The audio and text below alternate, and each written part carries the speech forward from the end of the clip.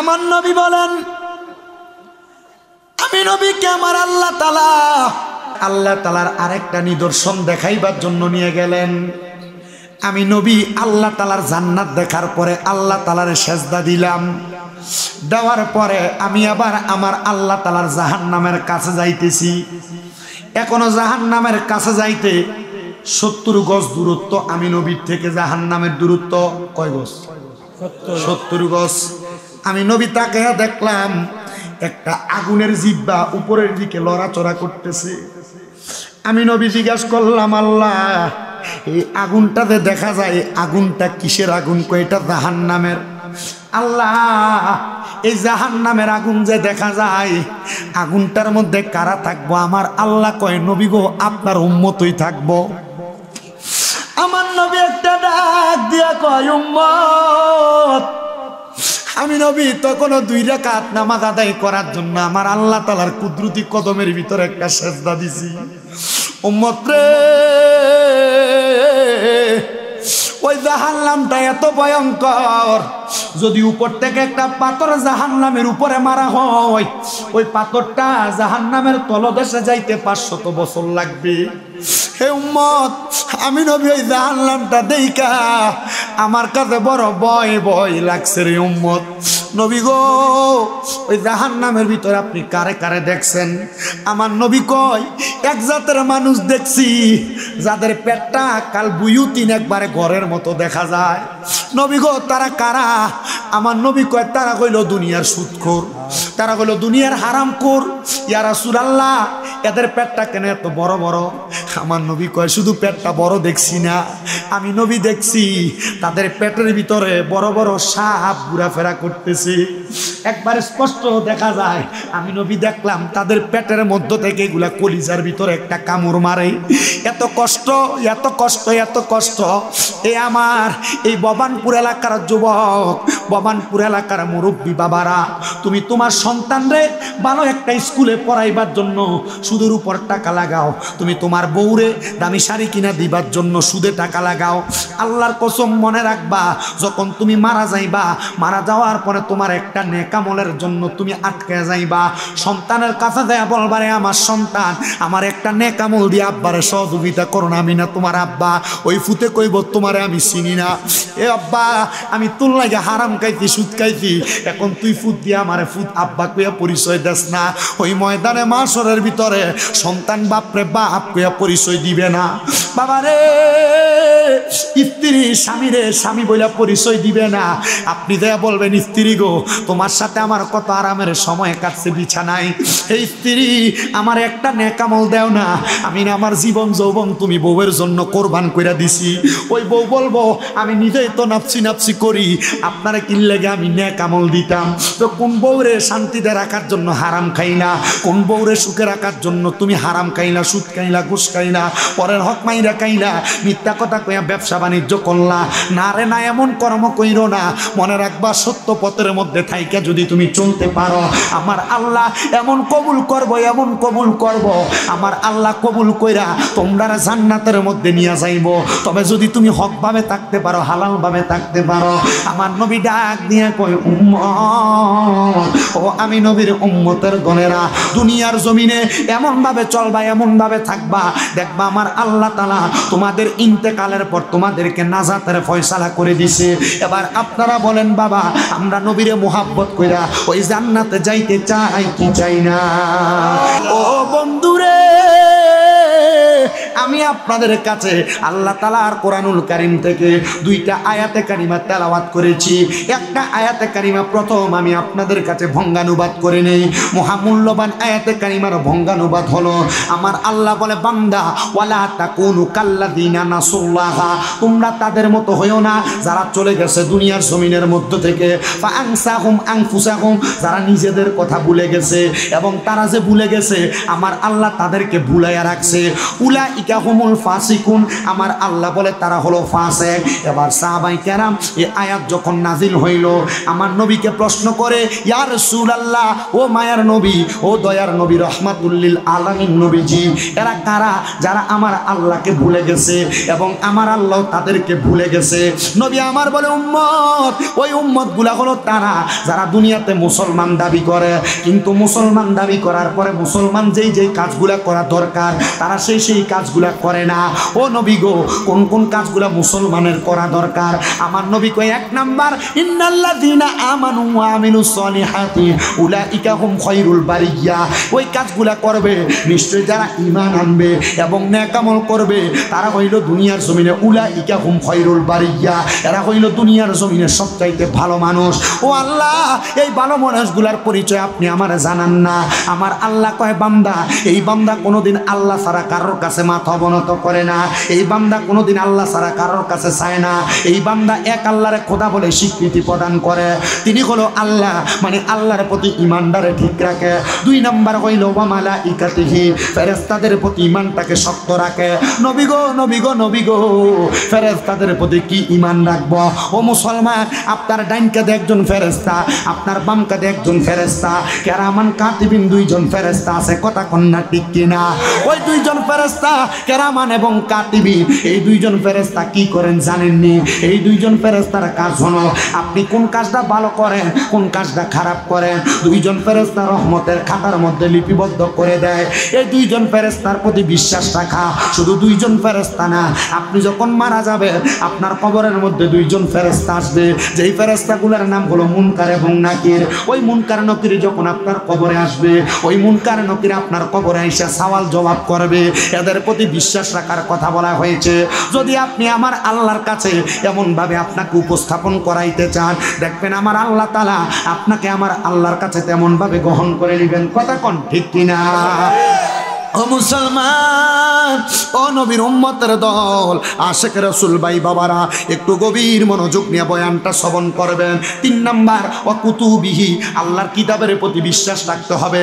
বলো হুজুর, আল্লাহর কিতাব কোনটা? কোরআন শরীফের কথা নি বলেন? না না না, কোরআন শরীফ তো অনেক পরে আসছে। কোরআন শরীফের আগে আমার আল্লাহ তাআলা 103 খানা কিতাব পাঠাইছেন। 103 খানার মধ্যে 100টা হলো সহিফা, আর 3টা হলো তাওরাত, জাবুর, ইনজিল। এই 3টা কিতাব, ওই 3টা কিতাবের প্রতি ঈমান আনা। এই 3টা কিতাবের পরে আখিরি নবী মুহাম্মদুর রাসূলুল্লাহ যে কিতাব নিয়ে আসছেন, হুয়াল্লাযী আরসালা রাসূলাহু বিল হুদা ওয়া দীনিল হাক্কি লিইয়ুযহিরাহু আলা দীনি কুল্লিহি ওয়ালাউ কারিহাল মুশরিকুন। ওই কিতাবের প্রতি এমনভাবে বিশ্বাস করা যে এই কিতাবের মধ্যে হেদায়েতের বাণী আছে, কোরআনের মধ্যে নামাজের কথা আছে, কোরআনের মধ্যে রোজার কথা আছে, কোরআনের মধ্যে হজের কথা আছে, কোরআনের মধ্যে যাকাতের কথা আছে, কোরআনের মধ্যে পর্দার কথা আছে, কোরআনের মধ্যে হালালের কথা আছে। কথা কোন ঠিক কিনা? কিন্তু মানুষ নামাজের কথা থাকার পরে নামাজ পড়ে না, রোজার কথা রাখার পরে রোজা রাখে না, মানুষ দুনিয়াতে হালালের কথা জানার পরে হালাল খায় না। অনেক সুদখোরেরা সমাজের মধ্যে বিচরণ করে বেড়ায়। আপনারা কোন শ্রীমঙ্গলের মির্জাপুরে সুদখোর নাই? আসেনি আসেনি আসেনি, শুধু সুদখোর নাই নাই নাই। সমাজের মানুষের সুদখোরটিরে ধরে নিয়ে মসজিদের সভাপতি বানায়, সমাজের মানুষ সুদখোরটিরে ধরে নিয়ে মসজিদের সেক্রেটারি বানায়, সমাজের মানুষ ওই সুদখোরটিরে সর্দারি করতে দেয়। কথা কন্যা ঠিক কিনা? সুদও খায়, পরের হকমাই দেখায়, হারাম টাকাও খায়, আবার চা দোকানে বই আবার লম্বা লম্বা কথা কয়। আসেনি? এ সুদখোরেরা মনে রাখ করে শুনে রাখো, আমি তোমার ছেলের মতো, তোমার যে সন্তানকে ভালো করে খাওয়াই। সুদখোর যাইও না, কই যাও? ফেস লাগাইও না, কারণ সুদের ওয়াজ করার সময় যদি 2-3টা উঠতে জায়গা আমার এক মাহফিলে, আচ্ছা আমরা যান, আমরা ছুটি। না না, এ মুরব্বি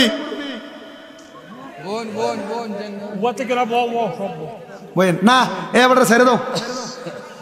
এক মাহফিলে আমি তো সুদের ওয়াজ করি, ওয়াজ করে ঘরে আসার পরে আমারে মাহফিল কমিটি হুজুর আজকের ওয়াজটা বাসটা ঠিক মতো দিচ্ছেন।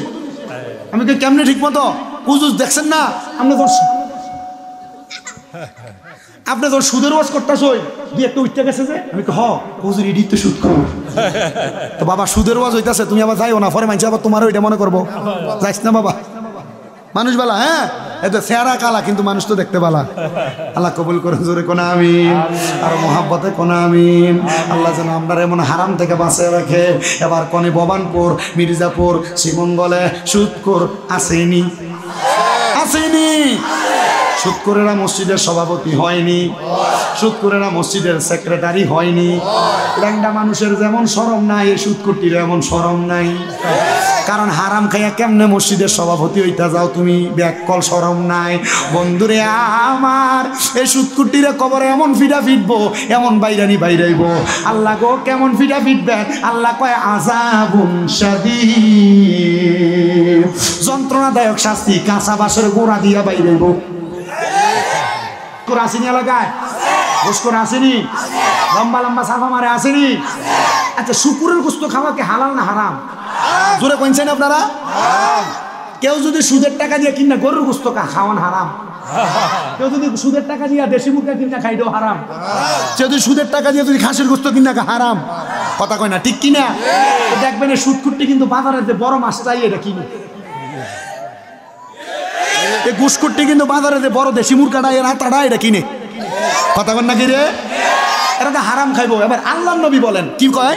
নবীকে আমি যখন মেরাজে গেছি, কই গেছে? মেরাজে যখন গেলাম, যাওয়ার পর আল্লাহ আমার দুইটা জিনিস দেখাইছি। কয়টা? দুইটা। একটা হইলো জান্নাত, একটা হইলো জাহান্নাম। আমি নবী জান্নাত দেখে বড় খুশি হইলাম। আল্লাহ এত সুন্দর জায়গা, মাশাআল্লাহ, কত সুন্দর সুন্দর মানুষ দেখা যায়। আল্লাহ এরা কারা? এরা জান্নাতি। আল্লাহ তো জান্নাতে তো নিলেন, ঠিক আছে, বুঝতে আপনার কোনো কষ্ট হইতেছে না তো? আমি ভাড়া তুললে ঠান্ডা লাগে নিছি, মনে অসুবিধা হইতো না তো? তো রাসূল জিজ্ঞাসা করতেছে, আল্লাহ এই জান্নাতে কারা থাকবো? নবীজি বলতেছে, ওমা এই জান্নাতের ভিতরে আপনি নবীর উম্মতেরা থাকবো। সুবহানাল্লাহ নাই? জান্নাতে কারা থাকবো? নবীর উম্মতেরা। আমার নবী খুশি হয়ে গেছে। নবীজি বলেন, আমি আল্লাহ তাআলার কুদরতি কদমের ভিতরে একটা সেজদা দিলাম।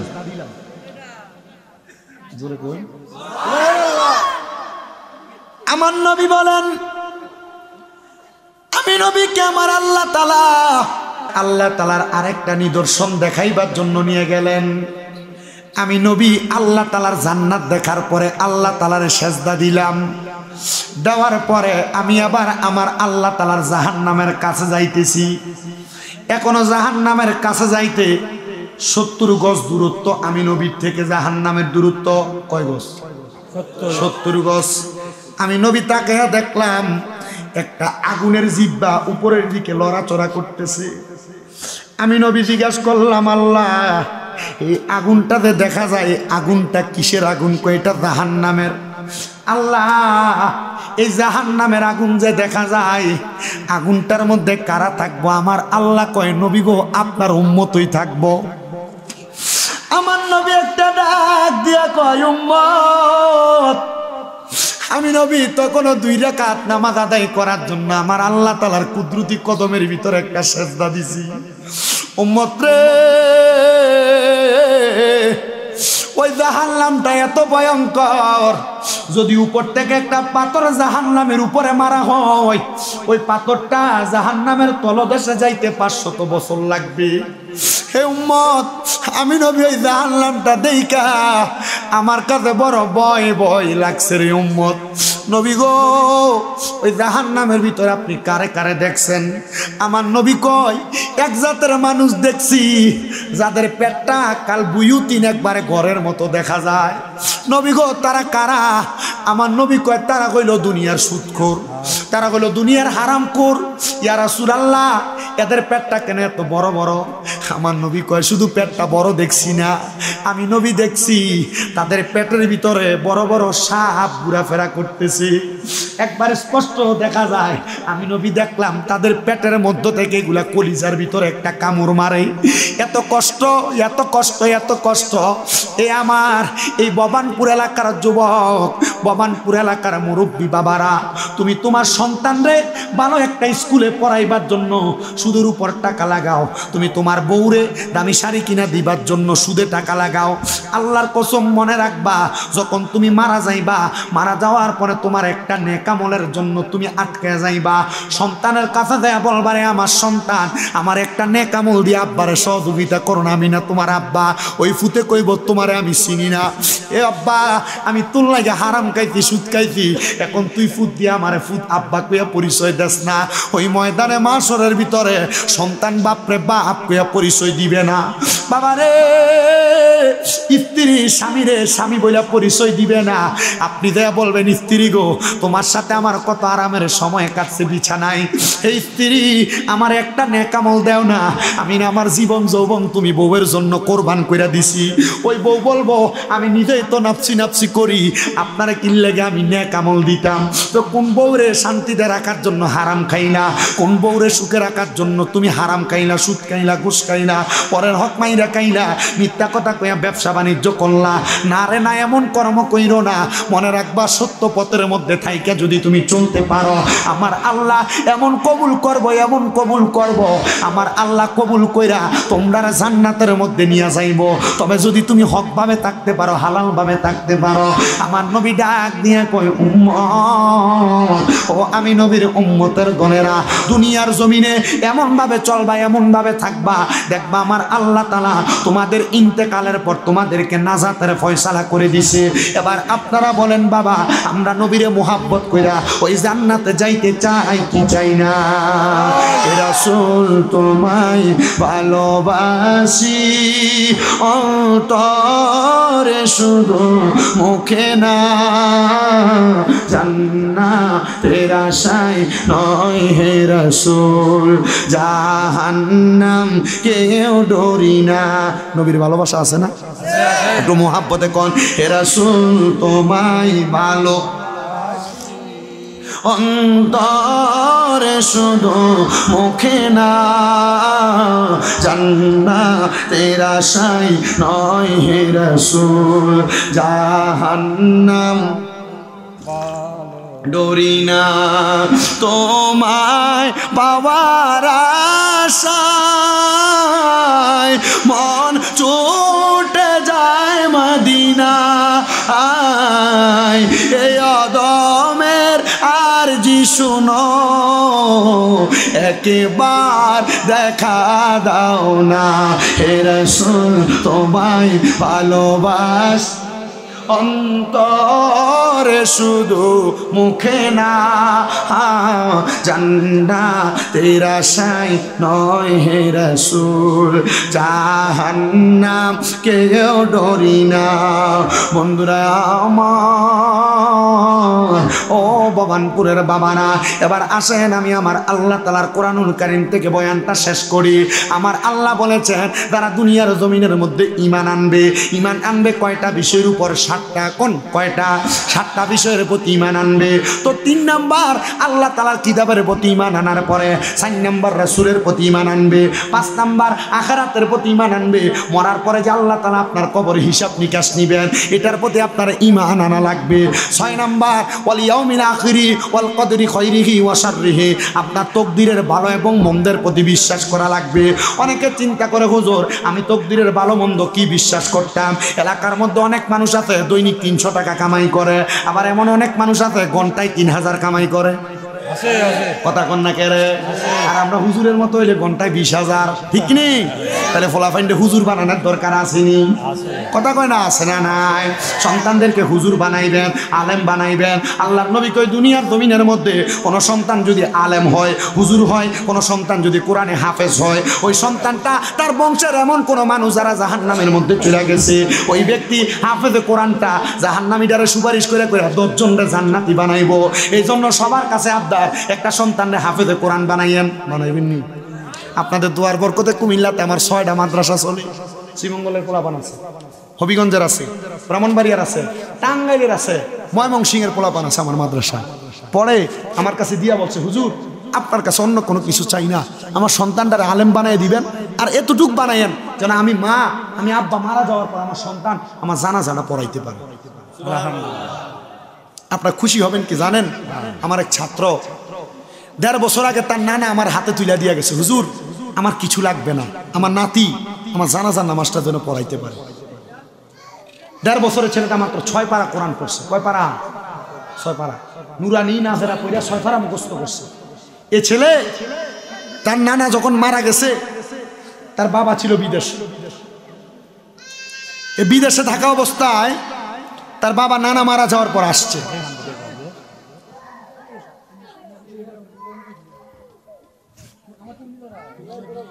এনে বেড়ায় কি করেন, দেন নাকি আপনারা দেন?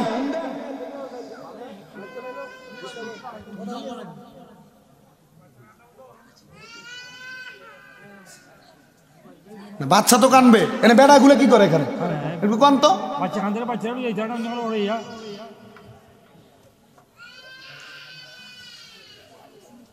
ওই ছেলের বাবা বিদেশ থেকে আসার পর তার নানা যখন মারা গেছে, তা আমরা বলছি তার নানা জানাজাতে পড়াবে।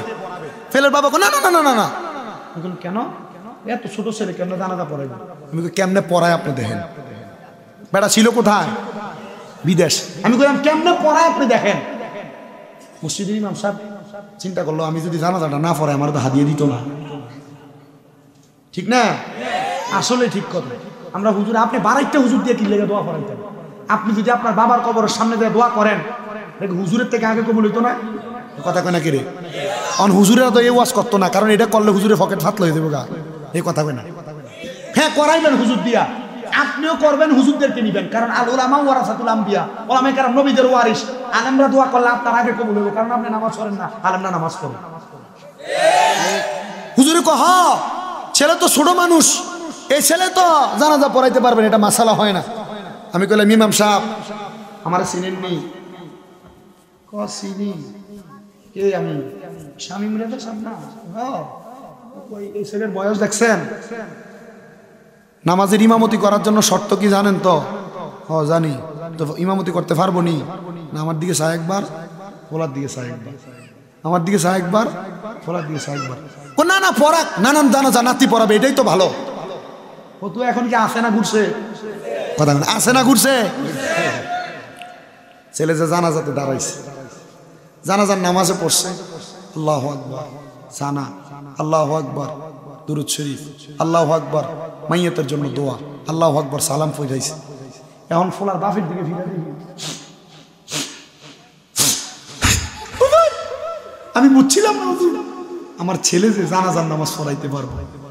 এখন বেড়াই আমার হাতে ধরে কান্দে। আমি কইলাম তার নানার স্বপ্ন ছিল তার নানা জানাজা পড়াবে। তার নানা, আপনারা খুশি হন আর না হন, তার নানার রুহুটা আজকে রুহুর এই লাশের সামনে ঘুরে ঘুরে হাসতেছে।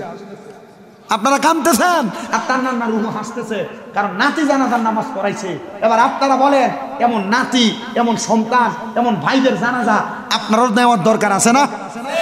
মানুষ চিন্তা করে মাদ্রাসায় খিচার লেগে পড়াইতো, মাদ্রাসা পড়াইলে মানুষের বাড়িতে দোয়া করতো আর 100 টাকা হাদিয়া হইতো, 100 টাকা হাদিয়া হইতো।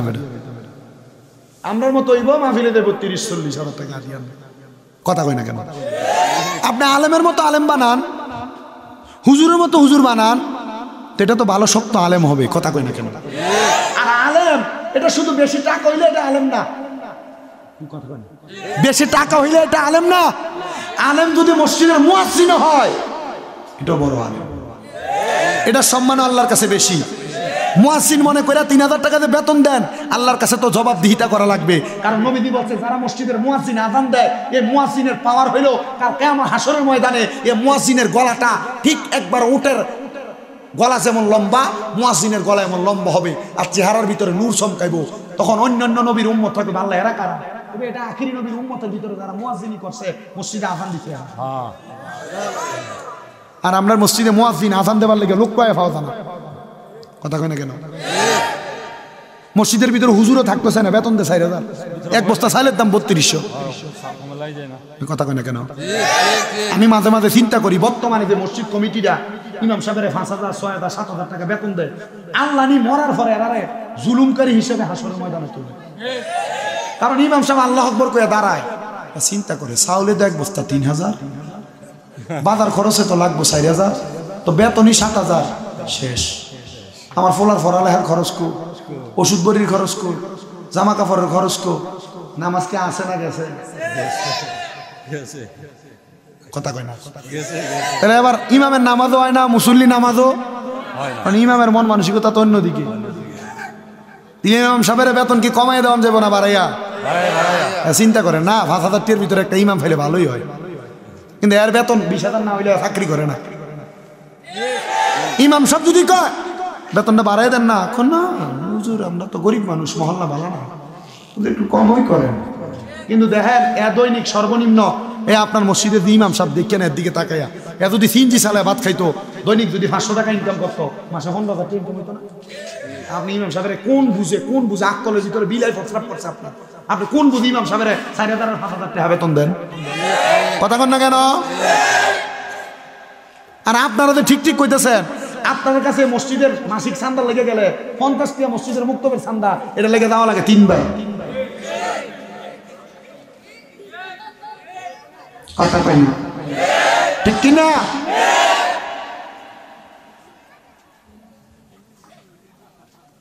ঠিক আছে, মসজিদে টাকা কি কম দিবেন না বেশি দিবেন? শুক্রবারে একা মসজিদে যাবেন না, ছোট বাচ্চা যে আছে ছেলে হাতে করে নিয়ে যাবেন। আপনি যদি দেন মসজিদে 10 টাকা, এই বাচ্চার হাতে দিবেন আরো 5 টাকা দিয়ে তারা অভ্যাস করাবেন দান করাইতে। আর আমরা সমাজে অনেক বহুত বুড়া মুরব্বী আছে, তারা মসজিদে বাচ্চা গেলে যদি বাচ্চারা দৌড়াদৌড়ি করে, এই ফুল আর মসজিদের কাছে দিয়েও যায় না। কারণ বেটা চিন্তা করে মাগো মসজিদে গেলে বুড়া বেটা ধমকি দিব, ঠিক আছে না? বাচ্চাদেরকে মসজিদে ধমক দেওয়া। আমি যে মসজিদে চাকরি করতাম, আমি ওই মসজিদে এক বাচ্চা নিয়ে যখন তার বাবা আসতো শুক্রবারে, একদিন আসরের নামাজের সময় এক মুরব্বিরে দেখছি বেটা ধমক দেয়, কিন্তু ইয়ে ফোলা ফান্ডিরুলে মসজিদে কাবজাব করে। আমি বেটারে কইছি বাবা এ ফোলাই ভবিষ্যৎ, নবীজি বলছে যদি তোমরা নামাজ আদায় করা তোমাদের পেছনে বাচ্চাদের দৌড়াদৌড়ির আওয়াজ না শুনতে পাও, মনে করবা তোমাদের ভবিষ্যৎ প্রজন্ম খুব খারাপ, অন্ধকার। আমি কইলাম মুরব্বী কিছু বললেন না। পরের সপ্তাহে এই বেটা আবার বাচ্চারে নিয়ে আসতে, এমন পরের সপ্তাহে বাচ্চা 3 কাতারের মাঝখান দিয়ে ফসব করে দিছে। এবার ওই বুড়া বেটা আর আমার কিছু কয় না, ইমাম সাহেব ধমকি দিব। বুড়া বেটা হ্যাঁ এবার দেখছেন বুঝতে দিছে যে, কি কয় দেখছেন বসাব করে দিছে যে। এবার আমি বেটার গাল একটা জুতার বাড়ি দিয়ে দিছি। কেমনে দেখেন, বাচ্চা ফসব করছে, আমি যে নিজের হাত দিয়ে কুশ করে ফসবটি পরিষ্কার করছি। কেমনে? নিজের হাতে কুশ করে করছি। বেটারে দেখাইলাম যে বাচ্চারা মসজিদে লাভ, আর আমি ইমাম সাহেব না, আমি মসজিদের খাদেম, এই মসজিদের ফসলা পরিষ্কার করে দেখাইলাম, তোমরাও করবা। তাহলে বাচ্চাদেরকে মসজিদে দূরে রাখবেন না নিয়ে যাবেন? আপনি নিবেন কেন? আপনি নিজে তো ফজরের নামাজ পড়েন না, কথা কই না? শুক্রবারে জুতা চোরের মতো 2 টাকা ছিঁড়ে বাইরে চলে যাবে। আর যদি জিলাপি থাকে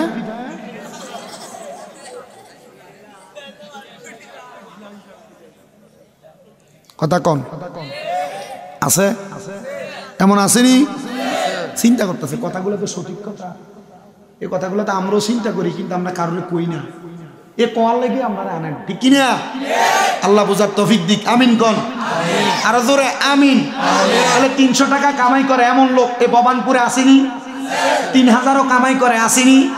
আহা, এ 300 এবং 3000 টাকাওয়ালা ওয়াল কদরি খাইরিহি ওয়া শাররিহি, তকদিরের ভালো এবং মন্দের প্রতি বিশ্বাস করা। 300 টাকা যদি কামাই করেন কইবেন আলহামদুলিল্লাহ, অনেক আলহামদুলিল্লাহ করেন। ব্যথাটা বুকের মধ্যে নিয়ে আর বিবাহ না করে, তাহলে ওই মহিলাটাকে তার স্বামীকে দুলহান বানায়া জান্নাতের মধ্যে ওই জামাইর লগে আরেকবার বিবাহ দিব। কিন্তু যদি মহিলা সংসার চালাইতে কষ্ট হয়, তাহলে চাইলে মাত্র 3 মাস 10 দিন পরে মহিলা বিবাহ বসতে পারবে। ও বন্ধু, অনেক মানুষ আছেন এখানে, আপনাদের স্ত্রী মারা গেছে, বড় মনের মধ্যে কষ্ট। হ্যাঁ, স্বামী হারা স্ত্রীরা, স্ত্রী হারা স্বামীরা বড় কষ্টে থাকে দুনিয়াতে। ওই মহিলা বলে, স্বামী গো, আপনি যে আমাকে দুনিয়াতে ভালো করে দেখতেছেন না, আপনার কাছে আমার আবদার হইল, আপনি বলেন না আপনি যদি মারা যান, মারা যাওয়ার পরে যদি জান্নাতে যান, আমি স্ত্রীকে আপনি কি দিবেন, আমি স্ত্রীকে আপনি কি করবেন? স্বামী বলে, স্ত্রী তুমি যে আমার সঙ্গে এত সুন্দর ব্যবহার করো, অবশ্যই অবশ্যই আমি স্বামী মারা যাওয়ার পরে যদি জান্নাত পাই, তাহলে তুমি স্ত্রীকে আমার সাথে জান্নাতে নিয়ে যাও। এ ভবানপুরের মা, অনেক মহিলারা তাদের স্বামীকে ধমক দিয়ে কথা বলে, অনেক মহিলারা তাদের স্বামীকে তুই তুকারি করে কথা বলে, অনেক মহিলারা স্বামীর আদেশ মানে না। মনে রাখবা ও ভবানপুরের মা, তুমি যদি তোমার স্বামীর কথা না মানো, স্বামীকে গালি দাও, তুই তুকারি বলে কথা বলো, তাহলে তুমি কোনোদিন জান্নাতে যাইতে পারবে না। কারণ কি, নবী বলেছে দুনিয়ার জমিনের মধ্যে কোনো মহিলা যদি, কোনো নারী যদি তার স্বামীকে কষ্ট দেয়, কোনো স্ত্রী যদি স্বামীকে ধমক দিয়ে কথা বলে, কোনো স্ত্রী যদি তার স্বামীকে গালি দেয়, কোনো স্ত্রী যদি তার স্বামীর সাথে রাগান্বিত হয়ে যায়, তাহলে স্বয়ং আমার আল্লাহ ওই নারীর প্রতি রাগান্বিত হয়ে যায়। শুধু তাই নয়, নবী আমার বলে দুনিয়ার জমিনের মধ্যে স্বামী স্ত্রী ঝগড়া হয়, এটা স্বাভাবিক বিষয় না? ঝগড়া হয় স্বাভাবিক বিষয়। দিনের বেলা ঝগড়া হইল, কিন্তু কোনো স্ত্রীকে তার স্বামী রাত্রবেলা ডাক দিল, ওই মহিলা স্বামীর প্রতি রাগ দেখায়া বিছানার দিকে অন্যদিকে ফিরে ঘুমায়া থাকলো, স্বামীর ডাকে সাড়া দিল না। নবী আমার বলে আল্লাহ তাআলার অসংখ্য অগণিত আযাবের ফেরেশতারা সারা রাত্র পর্যন্ত ওই মহিলাকে লানত দেয়, ওই মহিলাকে গজব দেয়। এজন্য মা বোনেরা, রাত্রবেলা আপনি আপনার স্বামীর সঙ্গে কোনো বাজে আচরণ করবেন না। দিনের বেলা হাজার ঝগড়া থাকবে, নবী আমার বলে রাত্রবেলা যেন একজন স্বামী, দুইজন স্বামী স্ত্রীর বালিশ হয় একটা। নবী গো কেন? আল্লাহর নবী বলে দুইজন স্বামী স্ত্রী মানে জামাই এবং বউ, দুইজন যদি এক বালিশে ঘুমায়, তারা দুইজন একজন আরেকজনের সাথে যত লাইগা লাইগা থাকবে, আর পৃথিবীর যত জায়গা খালি থাকবে, আমার আল্লাহ পুরা খালি জায়গা আল্লাহর রহমত দিয়া ভরপুর করে দেয়। এজন্য বেড়াইত মানুষ বেশি বাড়ির বাহিরে থাকেন না। রাত্রবেলাতে আপনি বন্ধু বান্ধব নিয়ে 12টা 1টা 2টা পর্যন্ত সময় কাটান। এইটা করার কারণে আপনি আপনার বউকে সময় না দেওয়ার কারণে আপনার বউ ফরকিয়া করে। কথা ক্লিয়ার? আর মা বোনেরা, আপনারা আপনার স্বামীর সাথে খারাপ ব্যবহার করবেন না, আপনি আপনার স্বামীকে বেশি সন্দেহ করবেন না, আপনার স্বামীর উপর বেশি ইন্টারফেয়ার করবেন না, আপনার স্বামীর সব বিষয়ে নাক গলাইবেন না। যখন গলাইবেন দেখবেন এই স্বামী আবার আরাম নেড়ে ভাল লাগে না, লগের বাড়ির ভাবিরে ভাল লাগে, তখন এবার বেড়াও ফরক দিয়ে করে। কথা কয় না কেন? স্বামী স্ত্রীর সম্পর্ক পৃথিবীর সবচাইতে মধুর সম্পর্ক। কথা কয় না কেন? আবার পৃথিবীতে সবচাইতে মারাত্মক সম্পর্ক জামাই বউ সম্পর্ক। এটা কাছের মতো, কাছের মতো। কাছের দেখবেন একদিকে যদি টক্কা দেন, একদিক ভাঙ্গে গেলে আরেক দিক কি বালা থায় না? ভাঙ্গে যায়, থায় না? ভাঙ্গে। ঠিক স্বামী স্ত্রীর সম্পর্ক এমন, আপনি একদিক মুছা রাখবেন, আরেক দিকের ময়লা দেখা যাবে, ওইটারও পরিষ্কার করবেন। আবার আপনি যদি স্বামী স্ত্রীর মধ্যে একজন আরেকজনের আঘাত করবেন, তাহলে দেখবেন আপনার একদিক নড়বড়ে আরেক দিক নড়বড়ে। এজন্য স্বামী স্ত্রীর সম্পর্ক হবে কেমন? মধুর। যদি দুনিয়াতে দিনের বেলা কিলাকিলি হয়, ফিডাফিডি হয়, মারামারিও হয়, রাত্রবেলা বালিশ হবে কয়টা? আর বেরিয়ে ঝগড়া হয়েছে মাঝখান দিয়ে কোল বালিশ। আগে বাচ্চা ঘুমাইতো এক সাইডে, জামাই বউ এক সাইডে, যেদিন ঝগড়া এদিন বাচ্চা মাঝখানে। মুরব্বী কইতা সারি ওয়াজ দি মিলে গেছে গা, ঠিক কিনা? সাবধান, সতর্ক। মা বোনেরা, জান্নাতে যদি যাইতে চান, স্বামীর অন্যায় থাকতে পারে। বেটা সারাদিন রোদের ভিতরে কাজ করে আসে, বেটা আইসা এখন আপনার ঘরের ভিতরে আইসা দেখে আপনার গায়ের ভিতরে যে দিনে মাছ করছেন, এই মাছের গন্ধ। সারাদিন কষ্ট করে আসে, আপনারা কয় একটু ফানি দাও, আপনি কোন লইয়া খাইতেন পারেন না? ঠিক না? সারাদিন কষ্ট করে আসে, কোনো কথা বললে আপনি চাত করে ওঠেন, তখন আর আপনার আর ভাল লাগে না। মহিলাদেরকে বলবো, যদি স্বামীকে খুশি রাখতে চান, আপনি আপনার স্বামী বাড়িতে আসার সময় জানেন কখন কর্ম শেষ করে আসে, আপনি আপনার স্বামী বাড়িতে আসার আগে এমনভাবে পরিষ্কার হয়ে থাকবেন যেন আপনার স্বামী আপনাকে দেখেই আপনার কপাল একটা চুম্বন করার ইচ্ছা জাগে। কিন্তু বেডি দিয়ে সারাদিন কাজকর্ম করছে, শরীরের ভিতরে গন্ধ। কথা কেন কেন আছে না? আর বেড়াইত মানুষ আপনারা যারা, অনেকের তো স্বভাব সিগারেট খায়, গুয়ের গন্ধ সিগারেটের গন্ধ চাইতে ভালা। কথা কয় না কেন? আমি চিন্তা করি, এ বেড়াতে বাড়িতে যায় আর খাটে যে ঘুমায়, বেড়িতে তার লাথি দিয়ে ফালাই দেয় না খাট থেকে, তার কপালের কত ভাগ্য। তখন যখন আপনি সিগারেট খায় বউয়ের কাছে যান, তখন আর আপনার আর আপনার বউয়ের ভালো লাগে না, তখন চিন্তা করে লগের দেওয়ারটা ঠিক আছে। কথা কয় না? কারণ সে সুন্দর করে একবারে স্পেশাল ভাবে আসে। এই জন্য সিগারেট যে খান, জর্দা ফান যে খাইতেছেন আর মুখ কালা করতেছেন, মুখে যে দুর্গন্ধ তৈরি হয়েছে, এটা থেকে দূরে থাকেন। কথা কয় না কেন? অনেকে চিন্তা করে আমি বুড়ো হয়ে গেছি গা, এখন কি আর মহাব্বত আসেনি? বুড়ো হইলে মহাব্বত আরো সাঙ্গা হয়। কথা কই না কেন? মানে আপনি তো ফান সিগারেট খাইয়া ইস মহেদে দুর্গন্ধ, বহুত বুড়ার লগে দিয়ে আটন যায় না, বিড়ির গন্ধ, ফাতার বিড়ি। ঠিক না? আমার ভবানপুর এলাকার মা বোনেরা গো, তাহলে মনে রাখবা গো মা, আল্লাহর জান্নাতে যাওয়ার জন্য স্বামীর মনটাকে খুশি রাখা লাগবে। কথা কোন ঠিক কিনা? হযরতে হুযায়ফার বউ ডাক দিয়া কয়, স্বামী আপনি আমারে দুনিয়াতে সময় দিতেছেন না, আপনি নামাজ পড়ে সময় কাটান, আল্লাহর ইবাদত করে সময় কাটান। এ আমার স্বামী, আপনার কাছে আমার আবদার হইল, আপনি যদি মারা যাওয়ার পরে জান্নাত পান, আপনি আমারে আপনার সাথে রাখবেন নি? স্বামী কয়, হ্যাঁ আপনাকে আমার সাথে রাখবো। স্ত্রী বলে, আমি আমার স্বামীটাকে খেদমত করলাম, বললাম দুনিয়ার কোনো লোভ লালসা জামাই আপনার কাছে আমার নাই। আর এখনকার বেডিয়ে যদি মাসে একটা 3 পিস না কিনাতে জামাইয়ের প্রতি তাসাল্লা থেত দেখায়। এখনকার মহিলারা বাজারে নতুন কোনো শাড়ি কাপড় বাইর হইলে এটা স্বামী না কিনা দিলে জামাইয়ের সাথে একবার রাগারাগি দেখায়। না মা, আপনি দুনিয়ার সম্পদের আশা করেন না, জামাইয়ের মনটা খুশি রেখা আপনি আপনার আখিরাতের আশা করেন। দুনিয়াতে স্বর্ণ গয়না না পড়লেও চলবে, দেখবেন আপনি যদি আপনার স্বামীর মনটা খুশি রাখেন, আমার আল্লাহ তাআলা জান্নাতের ভিতরে আপনারা জান্নাতের সাজে সাজাইয়া দিব। জবান খুলে জোরে জোরে বলেন সুবহানাল্লাহ।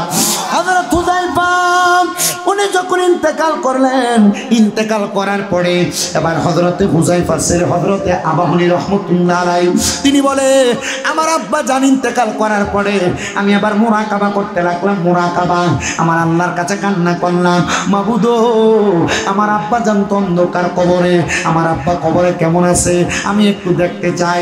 এ যুবক ভাইরা, আপনাদের অনেকের মা মারা গেছে, এ মুরব্বী বাবারা আপনাদের অনেকের বাবা মারা গেছে, মাঝে মাঝে মারের স্বপ্ন দেখেন, বাপরে স্বপ্ন দেখেন। কেন দেখেন জানেননি? আল্লামা ইবনে সিরিন রাহমাতুল্লাহ আলাইহি বলতেছে, যখন কোনো মানুষ কবরের ভিতরে কষ্টের মধ্যে থাকে, ওই কষ্টের মধ্যে থাকলে তখন তারা তাদের আত্মীয় স্বজনের স্বপ্নে হাজির হয়। কারণ কি? আত্মীয় স্বজনের স্বপ্নে আইসা তারা বুঝায় দেয় তোমরা আমার জন্য দোয়া করো। আপনারা যদি কখনো আপনার মা আপনার বাবাকে স্বপ্ন দেখেন, আপনারা সাথে সাথে 2 রাকাত নামাজ পড়ে তার জন্য দোয়া করবেন, আমার আল্লাহ তাআলা তাদের কবর আযাব মাফ করে দিবে। হযরত হুযায়ফা ছেলে আবাহনী রহমাতুল্লাহ আলাইহি ডাক দিয়ে কয়, জগতের মানুষ, ও জগতের মানুষ, আমি আল্লাহর কাছে কাঁদতে লাগলাম। হঠাৎ করে আমি আমার ঘুমের ঘরের স্বপ্নের মধ্যে দেখতেছি আমার আব্বা যায় জান্নাতের মধ্যে ঘোরাফেরা করতেছে। জোরে জোরে বলেন সুবহানাল্লাহ। বাবা তুমি কেমন আছো ছোট মাটির ঘরে, তোমার কথা হৃদয় মাঝে পড়ছে বারে বারে, ভালোবাসি তোমায় বাবা বুকটা যে যায় ছিঁড়ে, তোমার কথা হৃদয় মাঝে পড়ছে বারে বারে। বাবা গো, ও বাবা, বাবা গো, ও বাবা। সন্তান কই, আল্লাহ আমার আব্বা জান দুনিয়াতে নামাজ রোজা ইবাদত কইরা যেই পরিশ্রম করছে, আপনি আমার আব্বা জানলে জান্নাত দান করছেন। এ আমার এই শ্রীমঙ্গলের মির্জাপুরের ভবানপুরের বাবারা বন্ধুরা, একটু মনোযোগ দিয়ে বয়ানটা শ্রবণ করার চেষ্টা করেন। এবার ওই ছেলেটা পরের দিন লক্ষ্য করে দেখে ফজরের নামাজের সময় তার মা জননী ফজরের নামাজটা পড়তে ওঠে না। মার সামনে যায় মারে বারবার ডাক দেয়, ও মা গো আপনি কেন ঘুম থেকে ওঠেন না? ফজরের নামাজকে আপনি মা জননী আজকে পড়বেন না? বারবার বারবার যখন ডাক দেয় সন্তানকে, আমি আমার আম্মা জানের সামনে যাই না, যাওয়ার পর দেখলাম আমার আম্মা জান ঘুমাইতেছে। আমি আমার মায়ের পাগুলার মধ্যে ধরে ডাকতে লাগলাম, আমি দেখতে পাইলাম আমার মাটা শরীরটা একবারে ঠান্ডা হয়ে গেছে। নাকের মধ্যে হাত দিয়ে দেখলাম কোনো নিঃশ্বাস ফালায় না, মুখের মধ্যে হাত দিয়ে দেখলাম নিঃশ্বাস ফালায় না, চোখগুলা টাইনা দেখলাম চোখ নাড়ে চারে না। আমি বুঝতে পারলাম আমার মা মনে হয় আমার আব্বার সুখে আক্রান্ত হয়ে ইন্তেকাল করেছে। ইন্না লিল্লাহি ওয়া ইন্না ইলাইহি রাজিউন। আজকের মাহফিলে এই ভবানপুরে কত সন্তান বসছে তাদের মা নাই। এই সন্তান একবার কি তোমার মাল লাগে তোমার মনটা কান্দে না? আজকে পর্দার অন্তরালে কত মহিলারা ঘুরতেছে, তাদের মা দুঃখিনী অন্ধকার কবরে। এ সন্তান, মারে যে 3.5 হাত মাটির কবরের মধ্যে শোয়া দিয়ে আসলা, একবার কি তোমার মনটা কান্দে না? ওই মাটা কবরে কেমন আছে তোমার কি জানতে মনটা চায় না? ওই মাটা কবরে কেমন আছে তোমার কি মনটা চায় না জানতে? ওরে 3.5 হাত গর্তে ফেলে কেমন করে আইলা চলে, তোমার বাড়ি আইতে দেরি হইলে যেই মা ঘুমাইতো না, ওই কবর দেশে মায়ের পাশে একটু রইলি না রে। কবর দেশের খবর নইলি না।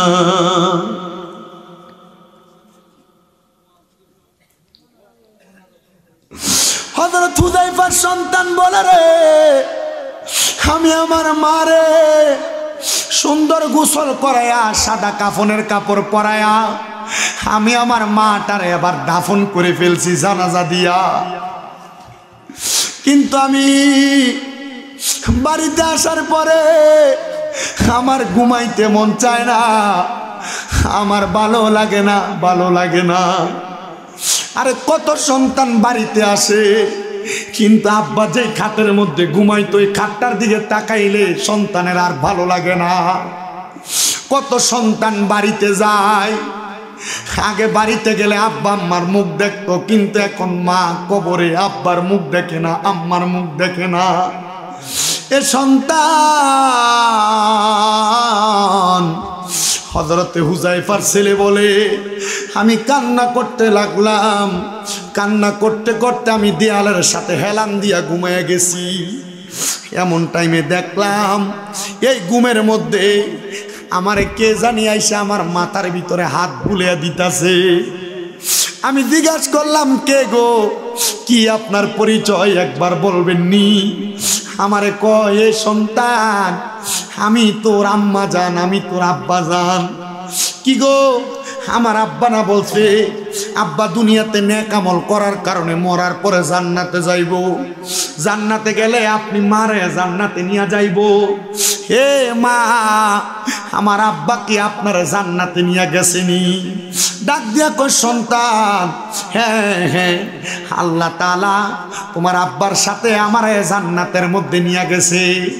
এ ভবানপুরের যুবক ভাইরা, মুরব্বী বাবাজিরা, পর্দার অন্তরালের মা বোনেরা, আজকের মাহফিলে কে জানি বসছো, তোমার মা অন্ধকার কবরে।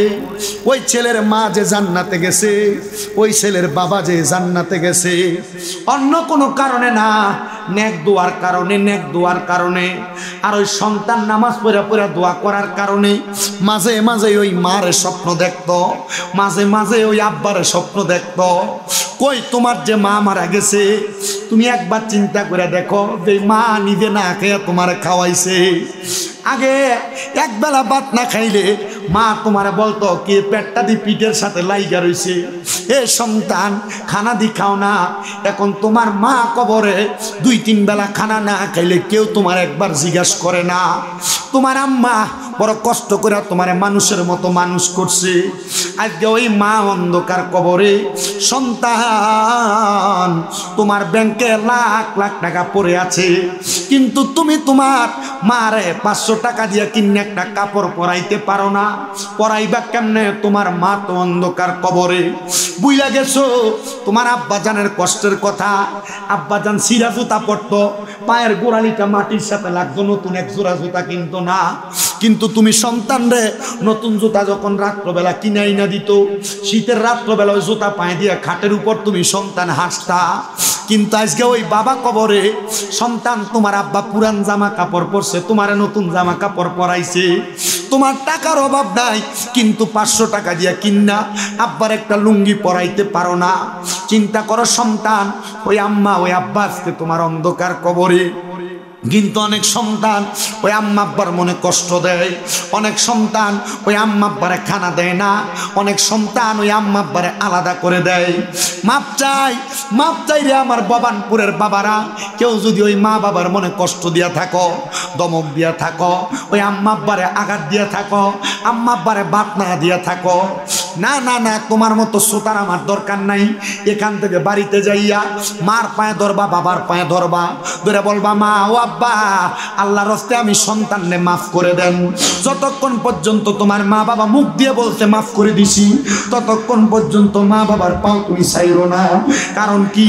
কারণ যদি তোমার মা বাবা তোমারে মাফ না করে, আল্লাহ তোমারে মাফ করবে না। মা বাপ যদি তোমারে মাফ না করে, তাহলে আমার আল্লাহ তোমারে মাফ করবে না।